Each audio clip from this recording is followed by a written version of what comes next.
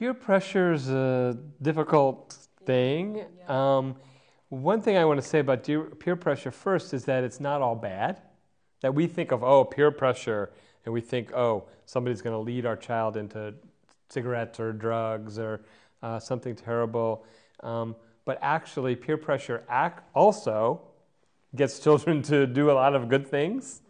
Everybody else is practicing really hard on their musical instruments because they want the concert to go well, and it's like, oh, I can't let them down. I want to practice really hard too.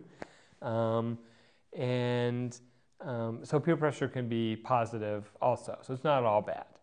That's the first thing. The other thing is that from the very start, we can teach children to think for themselves. And this is hard because we want them to think what we think. And before there's peer pressure, there's parent pressure. And parent pressure actually sets you up for peer pressure. And a lot of parents get confused about this because they think, oh, I'll tell you the right things to do, and you just keep listening to me, and then you won't listen to those peers that you have, and everything will be fine. That's not how the brain works. The way the brain works is, I tell you what to do, and if that works and I can force you to do what I tell you to do, then you're going to go look for other people to tell you to do.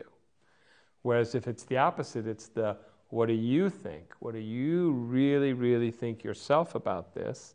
What's in your heart? How do you know inside what's right?